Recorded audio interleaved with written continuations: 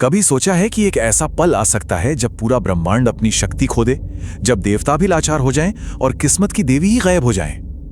आज हम एक ऐसी ही कहानी में उतरने वाले हैं, समुद्र मंथन की महागाथा।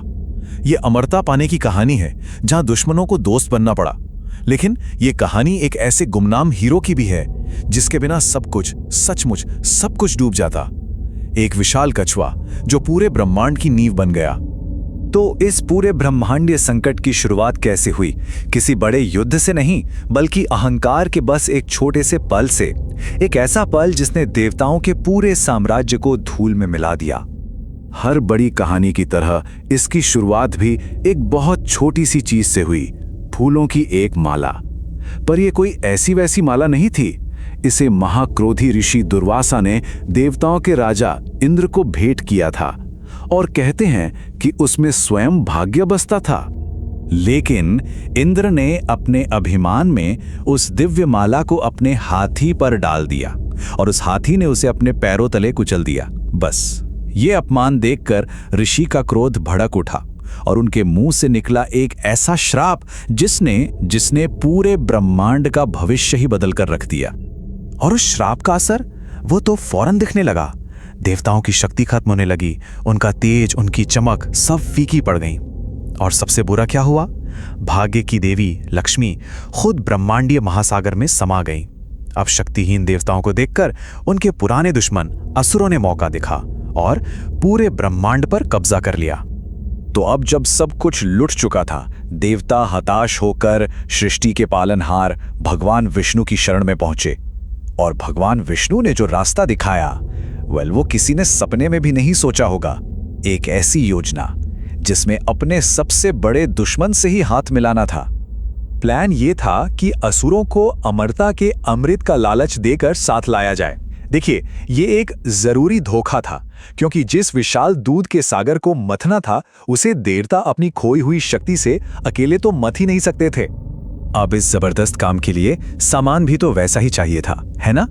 तो मथनी बनाने के लिए लाया गया विशाल मंदार पर्वत। रस्सी के लिए आए नागों के राजा वासुकी। और इस पूरी मशीन को चलाने की शक्ति वो थी देवताओं और असुरों की मिलीजुली सेनाएं। यहां देवताओं ने थोड़ी चालाकी दिखाई और नाग की पूंछ पकड़ने का जिम्मा ले लिया। जाहिर है असुरों को सिर पकड़ना पड़ा, जहां से जहरीला धुआं निकल रहा था। और बस मंथन शुरू हुआ। सोचिए जरा उस नजारे को। सदियों के दुश्मन एक ही रस्सी को खींच रहे थे। लक्ष्य एक था, पर दिलों में वही पुराना अविश्वास भरा हुआ था। सब कुछ ठीक चल रहा था, मंथन ने रफ्तार पकड़ ली थी। लेकिन तभी एक बहुत बड़ी गड़बड़ हो गई। इस शानदार योजना में एक ऐसी कमी थी जो पूरे मिशन को डुबोने वाली थी। हुआ ये कि वो विशाल मंदार पर्वत, वो तो बिना किसी बेस के समुद्र में डूबने लगा। सोचिए, उनकी मथनी ही गायब हो रही थी।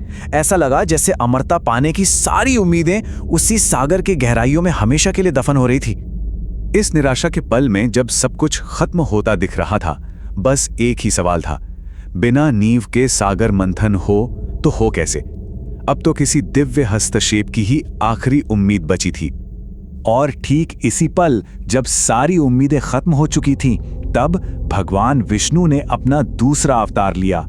वो कूर्म यानी एक विशाल कछुए के रूप में सागर में उतरे और उन्होंने अपनी बहुत बहुत बड़ी पीठ को उस डूबते हुए पर्वत के नीचे लगाकर उसे एक मजबूत, एक स्थिर आधार दिया। उनकी पीठ 800 मील से भी ज्यादा चौड़ी। और सबसे कमाल की बात जानते हैं क्या है? उस विशाल पर्वत का घूमना उनके लिए कोई बोझ नहीं था, बल्कि उन्हें तो एक सुखद खुजली जैसा महसूस हो रहा था। यह दिखाता है कि उनकी स्थिरता कितनी अटूट और सहज थी। अब जब नींव मजबूत थी तो मंथन फिर से शुरू हुआ, और इस बार पहले से भी ज्यादा तेजी से। और अब सागर ने अपने अंदर छिपे राज उगलने शुरू कर दिए। कुछ बहुत विनाशकारी तो कुछ बेहद अद्भुत। लेकिन सबसे पहले बाहर आया हलाहल, एक ऐसा घातक जहर जो पूरी सृष्टि को भस्म कर सकता था।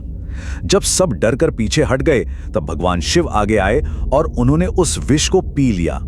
उन्होंने उसे अपने गले में ही रोक लिया, जिससे उनका गला नीला पड़ गया और तभी से वो नीलकंठ कहलाए। विष के बाद अब बारी थी खजानों की। एक एक करके 14 दिव्य रत्न बाहर आए। इच्छा पूरी करने वाली गाय कामधेनु, फिर खोई हुई देवी लक्ष्मी खुद प्रकट हुई और अंत में दिव्य चिकित्सक धन्वंतरी अपने हाथों में अमृत का कलश लेकर प्रकट हुए, वही परम पुरस्कार जिसके लिए यह सब कुछ हो रहा था। लेकिन जैसे ही अमृत सामने आया, असुरों ने अपना असली रूप दिखा दिया।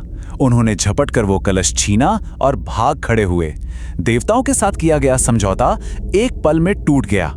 एक बार फिर जीती हुई बाजी हार में बदलती दिख रही थी। पर विष्णु का एक आखिरी दांव अभी बाकी था।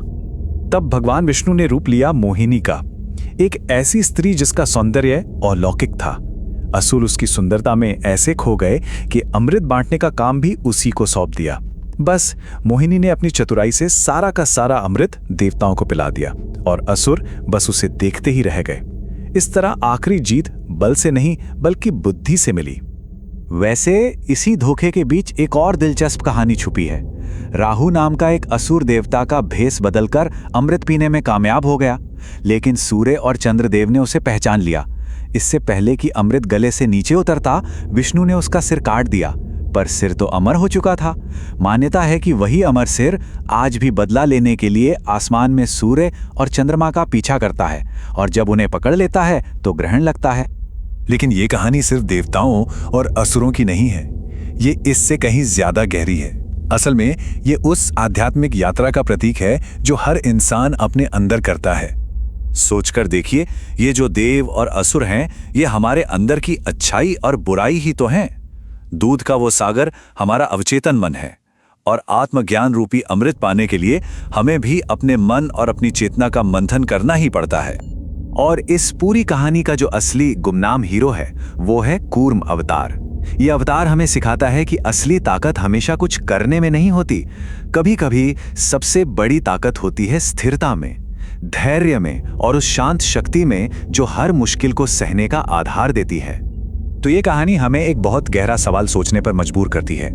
जीवन के बड़े खजाने पाने से पहले हर किसी को अपनी स्थिरता खोजनी पड़ती है, वो आंतरिक कोर्म जो जीवन के हर मंथन में हमें थामे रखता है।